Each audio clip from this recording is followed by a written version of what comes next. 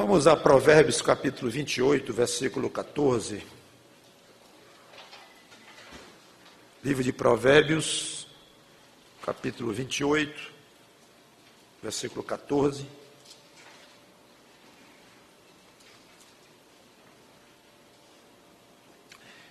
Que diz assim: Feliz o homem constante no temor de Deus, mas o que endurece o coração cairá no mal. Vamos orar. Santo Deus, nosso bom Pai, obrigado pela Tua palavra aberta, obrigado por este texto tão pequenino, mas tão rico. Nos ajuda a transmiti-lo para a nossa edificação espiritual. Em nome do Senhor Jesus Cristo. Amém. Constante no temor de Deus é o título da pregação, que começa com uma expressão que merece reflexão. Feliz o homem. A maior meta de qualquer pessoa é ser feliz. Muito poderia se falar do que é felicidade e se é uma felicidade legítima ou não, lícita ou não, mas a parte desta discussão é da natureza de quem é racional, de quem consegue raciocinar, tem a aptidão de ter um senso de existência. Ele quer ser feliz. Infelizmente, a grande maioria da humanidade não aceita, não compreende, não quer saber, e não percebe que a Bíblia é um verdadeiro manual de felicidade. Mesmo sabendo que nunca seremos totalmente felizes nesta vida. Ninguém será totalmente feliz nesta vida.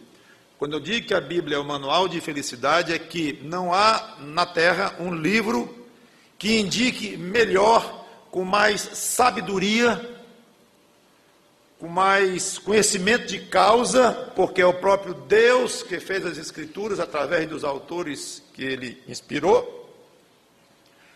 Mas não há na Terra uma fonte palpável como nós temos na Bíblia, e com conceitos não palpáveis, obviamente, mas filosóficos existenciais. Eu nem gosto de dizer muito o termo filosófico falando de Deus, mas eu quero só explicar que eu uso nesse sentido de quando Deus fala do sentido da existência, de quem somos nós, o que Ele quer de nós. É isso que eu estou falando em termos de aspectos filosóficos da Bíblia.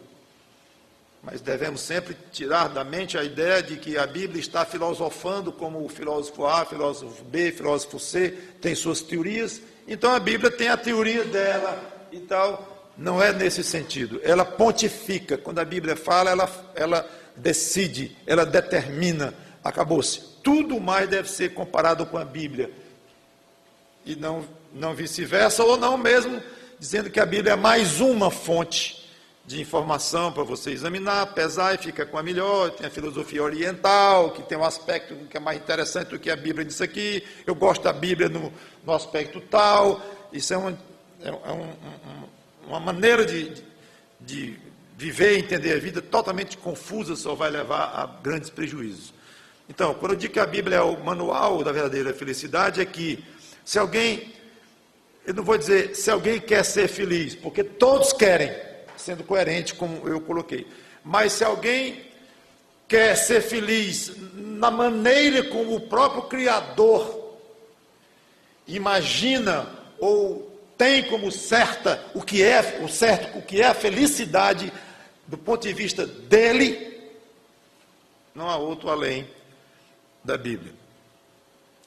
E agora a Bíblia, neste pequenino texto, dá uma excelente pista para quem deseja ser feliz. Não quero estar todo tempo explicando. Ser feliz da maneira como Deus diz que é ser feliz. Quando eu falar daqui para frente em ser feliz, entenda que é totalmente diferente do que você chegar numa livraria e vai encontrar dezenas, talvez centenas de livros sobre felicidade, seja feliz, não tem medo de ser feliz, aquela história toda. Isso é altamente variável. Quando eu falar aqui em ser feliz, é feliz verdadeiramente dentro do que Deus ensina sobre o que é a felicidade. Então, se você pretende ser feliz, que pretende, que eu sei, porque todos pretendemos, mas se você pretende, aí nem todos podem dizer que pretendem, procurar na fonte exata e correta de felicidade e aplicar, que é a Bíblia, aqui está uma passagem valiosa. Feliz o homem que o quê? Constante no temor de Deus. Feliz o homem constante no temor de Deus. Duas coisas nós podemos concluir daqui. Primeira, temor a Deus é fator imprescindível para a felicidade. E só essa afirmação já é completamente estranha, eu acho que para 99,9% dos autores dos tais livros nas livrarias falando de felicidade. Eu acho que talvez 100%. 100% é demais, vamos botar 99,9%. Nem entende o que está escrito aqui, nem entende. Acha uma verdadeira tolice, uma coisa nonsense, uma coisa estranha. Quer dizer que para ser feliz é fator imprescindível temer a Deus. Um momentinho aqui. Que Deus? Já começa aí. Que Deus? Existe Deus? Ou nós todos somos deuses? Nós todos fazemos uma unidade que compõe o universo? E por aí vai. Então, primeira coisa, o mais elementar de tudo, o primeiro passo para alguém que quer ser feliz é entender que só há um Deus. Um Deus criador, que determina tudo e que estabelece os valores, não pergunta nada a ninguém, nem dá opinião, nem palpite. Deus não dá opinião de nada, ele afirma, ele diz, ele não questiona, ele nega ou ele confirma. Então, primeiro passo, crendo que há um Deus, que muitos já estão fora dessa categoria, muitos seres humanos, mas uma vez que há um Deus criador, um só, é preciso temor a este Deus, porque muitos de fato creem que há um Deus. Os demônios creem que há um Deus. Não é grande coisa, hein? Crer que há só um Deus. Se você acha que já está a um passo da eternidade com Deus, porque crê que ele existe, você tem umas companhias meio estranhas. Os demônios também creem e tremem, e os demônios não estarão na eternidade ao lado de Deus. É bom você sair dessa companhia rápido. Então não é suficiente crer que existe Deus. Ótimo que você crê que existe um Deus, mas além disto, muitas outras coisas que eu não vou comentar aqui, que é uma pregação rápida. Mas, então, temor a esse Deus é fator imprescindível para quem pensa em ser feliz. Está na fórmula. Quer dizer que inclui eu morrer de medo de Deus? Quem foi que falou em morrer de medo? Mas temor não é isso? Temor a Deus não é morrer de medo de Deus? Não. Temor a Deus é uma mistura de respeito, reverência, reconhecimento de autoridade, consciência de um poder infinito, usado com a santidade infinita e com a justiça infinita. Então, um poder muito grande, utilizado contra qualquer coisa que vá contra essa santidade absoluta deste Deus. Pastor, mas isso dá um medinho, ou um medão. Fique à vontade.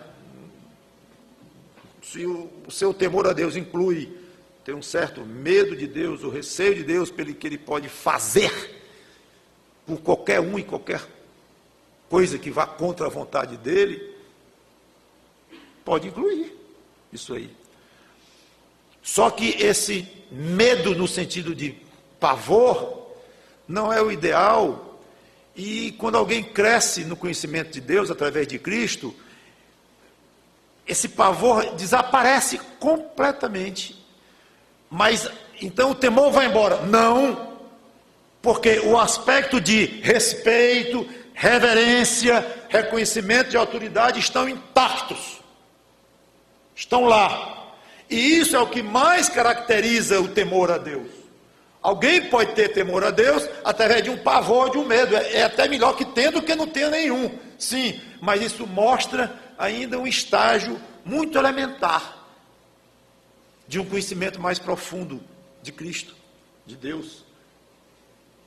Quanto mais conhece a Deus, mais teme, mas no sentido de um respeito absolutamente agradável, porque é um respeito a quem merece respeito, é tratar com dignidade a quem merece dignidade, é reconhecer uma autoridade tremenda para quem tem de fato esta autoridade. Então, cadê o pavor?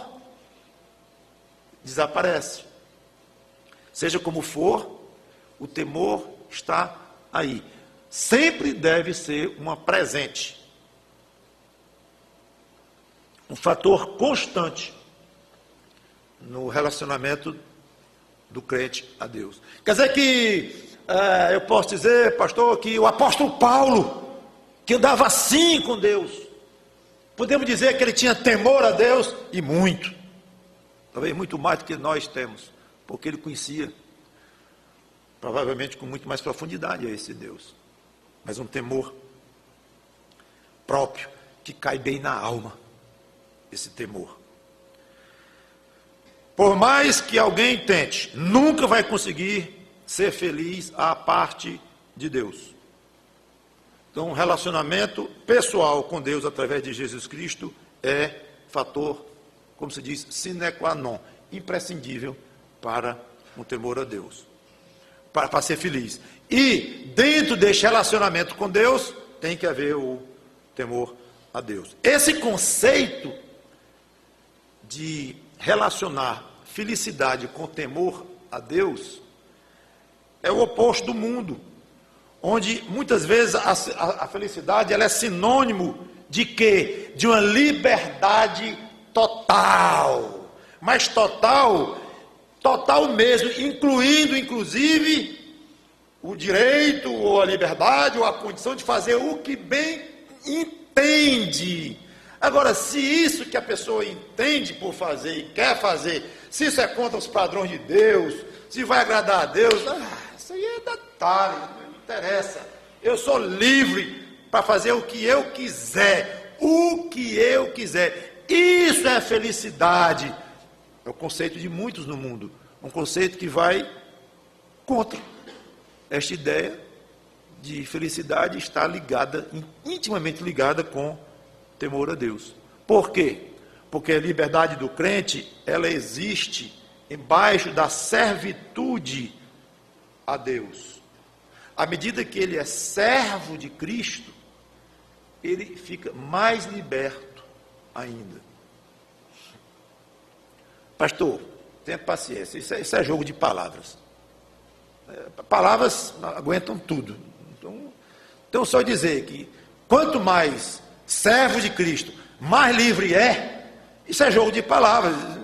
É incoerência em si mesma uma afirmação dessa. Não é. Porque, deixe-me dar um exemplo. Imagine uma criança num parque, sozinha, bem livre, como o mundo gosta de dizer, mas livre mesmo. Ninguém olhando por ela, solta. Vai acontecer alguma coisa errada rapidamente. Ela vai bater na criança do lado, ela vai apanhar das outras crianças, ela vai correr na frente dos carros atrás da bola, ela vai subir numa árvore, ficar de cabeça para baixo, e provavelmente vai cair de cima dessa árvore, completamente livre. Não é assim que quer? Agora deixa essa mesma criança, no mesmo parque, sob o olhar amoroso e protetor do seu pai. Está ali, olhando, supervisionando e, claro, interferindo nos momentos certos. Essa criança está gozando de uma liberdade muito mais rica, muito mais plena do que a outra. A liberdade da outra é ilusória. Então a criança que está com o pai de lado, fulano, não vá subir naquela árvore, e vê o coleguinha subindo, aquele é que é livre. Papai fica aí me apertando. Ele não entende que a liberdade dele é uma liberdade riquíssima, porque é uma liberdade que envolve proteção, que está existindo debaixo de uma esfera, ou dentro de uma esfera de amor, do poder do pai chegar lá e interferir. O outro, coitado, está solto, e um acidente é questão só de tempo, que ele vai, de alguma forma, cometer um erro, que vai sofrer como consequência. Então é uma liberdade ilusória, perigosa até. Eu aplicaria isso para o plano espiritual facilmente.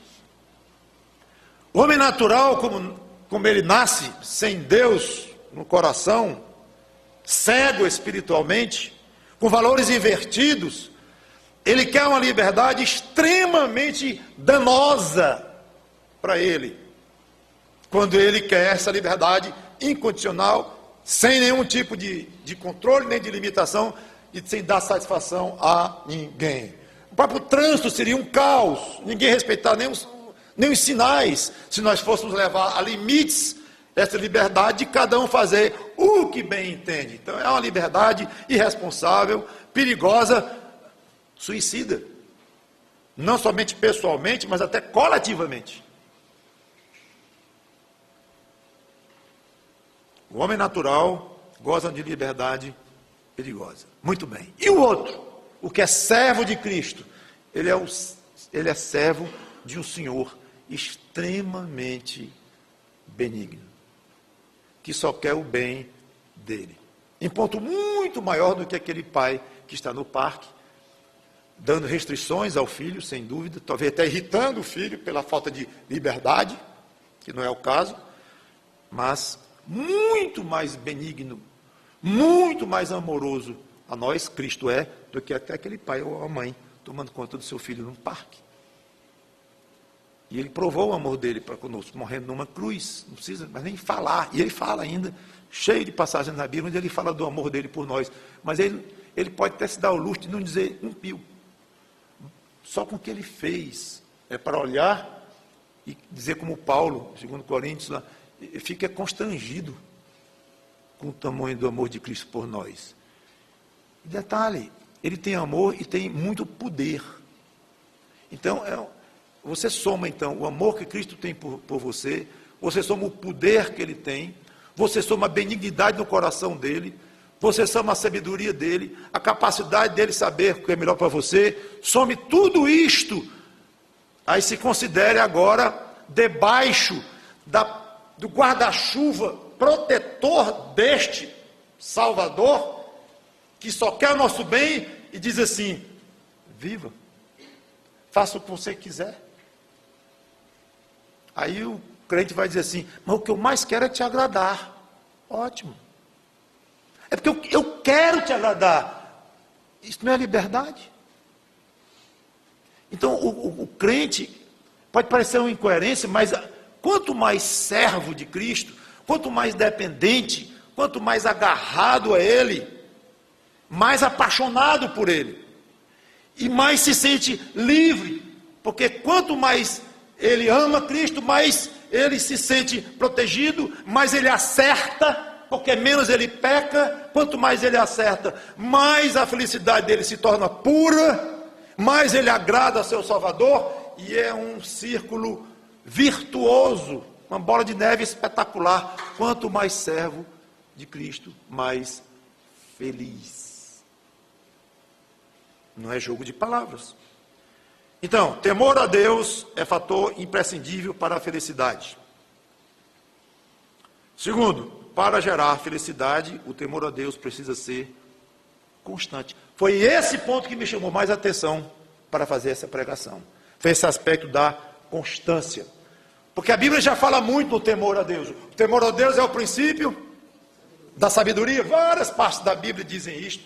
Nós estamos acostumados a ouvir isso constantemente em aulas, em livros, em pregações. Então, quando ele falou aqui que para ser feliz tem que ter temor a Deus, não me chamou muita atenção como uma novidade. Há muitos anos eu estudo as Escrituras e sei a ligação fundamental do temor a Deus com felicidade. Mas quando eu vi aqui a constância, eu digo, olha que coisa interessante. Inconstância, aliás, não é coisa boa em área nenhuma da vida. Um currículo de alguém. Você vê ali, ele é muito inconstante. Pelo currículo dele, passou pouco tempo aqui, pouco tempo ali, conversa com alguém com quem ele trabalhou, é inconstante, ele varia. Ele está vibrando, amanhã ele está triste, ou ele está produtivo, depois ele está improdutivo, varia muito. Isso não vai ser bom. Para o currículo dele, não vai ser legal. E no namoro não vai ser legal. As garotas vão olhar assim, ou ele está apaixonado por mim, amanhã ele está com abuso. Está gostando de outra já e fica pulando de namorada. Não. Todo mundo tem direito de acabar o namoro e tal, mas assim, 15 dias, não. Então, em qualquer área da vida, a inconstância é um fator muito negativo e muito prejudicial. No aspecto do temor a Deus não é diferente. Eu fiquei pensando, sabe que para muitos crentes, a inconstância é exatamente a pedra de tropeço na vida espiritual. O crente inconstante, ele tem um testemunho variável. Ele dá um bom testemunho hoje, amanhã já não tão bom. É difícil ele se tornar uma fonte de ajuda. Eu não sei se eu posso contar com fulano. Ele tem condição de me ajudar, não somente financeira, mas intelectual, de conhecimento, numa coisa que eu estou precisando, ou sei lá, mas essa ajuda, será que ele está em condições de me dar hoje? Ele está totalmente numa fase que nem pensar. Uma fonte de referência. Procura o fulano que ele faz. Fulano faz isso. Eu sei que eu já vi ele fazer coisa muito mais difícil. Vai lá que ele faz isso. Procura. Não, fulano, você não conhece o fulano, rapaz? Ele está numa baixa danada, não vai fazer não. Então ele deixa de ser uma fonte de referência, uma fonte de ajuda. Ele não pode receber cargos, vamos falar aqui do crente inconstante, na igreja, porque ele falseia. Ele está bom nesse cargo, de repente, o que houve? O que houve? Que todo mundo se perguntando, aí, será que está chegando o final do ano, para a gente pensar no outro para o cargo? Mas antes do final do ano chegar, já está de novo animado, já está um espetáculo no desempenho da sua função, aí deixa todo mundo confuso, e aí troca ou não troca o cargo dele, porque vai e vem, é difícil, não sabe quando é que vai falsear. Estava jogando lá em casa futebol há muitos anos, e meu querido filho, Mauro Júnior, me deu um traço e eu fui ao chão, e quebrei o pé. Aí fui para o médico e tal, e queria me operar. Aí o meu cunhado, irmão da Sandra, disse, não, opere não. Se der para não operar, você não é atleta, não precisa disso. Resumindo a história, não operei, mas meu pé ficou inconfiável. Quantas vezes já fui ao chão? Quantas vezes, por causa de um declive assim de 2 centímetros. Vou pisar, às vezes, num chão, um piso um pouquinho irregular, eu vou ao chão, porque eu perdi o ligamento que me dá aquela sustentação. Então eu olho para o meu pé e digo, tu ficaste inconfiável. Que pena, eu tenho um pé inconfiável. O outro é confiável, razoavelmente. Eu fiquei pensando, o crente inconstante é assim. Ele vai falseia quando ninguém nem espera. Aí vem, feliz o homem constante no temor de Deus. Parece que a inconstância dele afeta o seu temor a Deus. Estranho isso, mas é o que se tira daqui. E ao afetar, isso mexe na felicidade dele, porque o temor a Deus foi abalado. Agora, o mais curioso é um fator que acontece no coração de quem está inconstante, que está com seu temor a Deus abalado, é que ele endurece o coração quando está na fase inconstante. De onde é que eu estou tirando isso? Do final do versículo. Feliz o homem constante no temor de Deus. Mas, aí veio, isso é um contraste. E muitas vezes o livro de Provérbios nos surpreende nesses contrastes. Às vezes não são tão óbvios. O contraste óbvio aqui seria: feliz o homem constante no temor de Deus. Mas o que é inconstante no temor de Deus cairá no mal. Mas não é isso que ele diz. Ele diz: o que endurece o coração. Então, em contraste com a constância no temor de Deus, está o coração endurecido. Ou seja, o crente inconstante, na sua fase afastada, na sua fase baixa, tudo indica que ele está com o coração endurecido.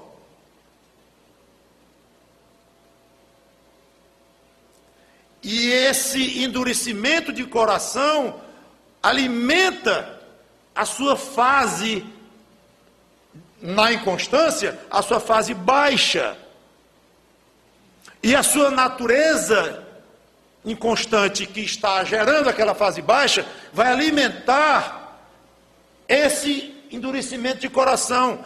Eu penso que aqui fica um círculo vicioso, uma coisa alimentando a outra. Quanto mais longe de Deus, quanto mais afastado, mais o coração vai endurecer. E mais difícil vai ser voltar.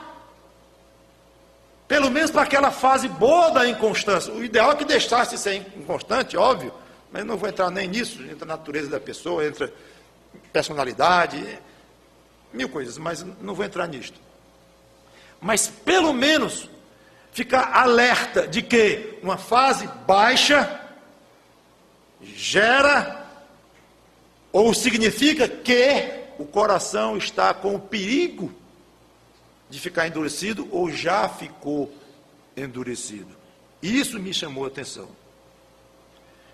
Até como pessoa, claro, nas minhas próprias variações, como pastor, conselheiro. De olhar para alguém que está numa fase baixa, espiritualmente falando, e pensar num fator que não é tão óbvio. O coraçãozinho dele, muito provavelmente, está endurecido. E tentar atacar este problema. Muitas vezes a gente encara a fase baixa de alguém quase como sendo um mal que veio sobre a pessoa, por causa de uma fraqueza de personalidade, por causa do gênio, o pai é assim, o avô é assim, então vem um aspecto genético, quase uma vítima. Ou tem um motivo para ficar assim, meio afastado de Deus, um motivo profissional, um motivo familiar, conjugal, sei lá. E, de fato, levanta uma certa misericórdia, uma pena da pessoa e querer ajudar a pessoa. Isso é ótimo, esse elemento não pode faltar. Mas ajudaria a pessoa a ouvir algo assim: meu irmão, ou minha irmãzinha, como é que o seu coração não está endurecido, não? Porque a Bíblia fez um contraste. O que é constante no temor de Deus é feliz. Mas o que endurece o coração cairá no mal, que é uma ameaça muito triste. Eu quero encerrar com essas considerações e lembrando que nós pensamos tanto em ser felizes, estar certo, querer felicidade, a felicidade como Deus vê, e lembrar que uma boa dose de felicidade pode estar à nossa frente e nós não enxergamos. Como? Me agarrar mais ao meu Deus. Entender mais a pessoa de Cristo.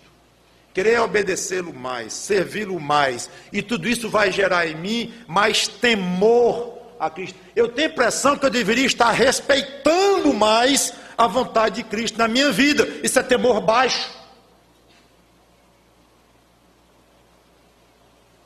está falando muito da palavra Jesus, ou de Cristo, e falando muito dele, de uma maneira muito leve demais, quase irreverente. Falta de temor, está baixo o nível de temor a Cristo. Você está reverenciando pouco a majestade de Cristo, temor baixo, porque o temor inclui reconhecimento da majestade, da autoridade, como já comentei. E tudo isso talvez você não se lembre que está ligado com a sua felicidade. Aí você se sente infeliz, desolado, triste, e se esquece de cultivar um relacionamento mais perfeito com Cristo, que vai envolver temor a Ele, e que vai envolver então um aumento certo, líquido e certo, de aumento de felicidade. E o contrário, quanto mais fraco você ficar espiritualmente, mais você vai deixar o seu temor diminuir, a sua relação com Cristo vai diminuir, seu coração vai endurecendo, e você, se quiser pensar em outro tipo de felicidade, vai ter que comprar esses livros lixo das livrarias e procure outro tipo de felicidade, porque você não vai encontrar a felicidade longe de Cristo. Vamos orar. Obrigado, Senhor, por estas colocações, por estas noções geradas por este versículo. Como eu falei no início, muito rico, porque nos mostra o tanto que é importante para a nossa felicidade nós temos um relacionamento mais íntimo contigo, e inclui neste relacionamento, naturalmente, o temor a ti. Feliz o homem constante no temor de Deus. Que conheçamos este nível, este tipo limpo, puro de felicidade, cada vez mais. E, finalmente, na glória, a felicidade suprema. Em nome do Senhor Jesus Cristo, te pedimos e agradecemos por isto. Amém.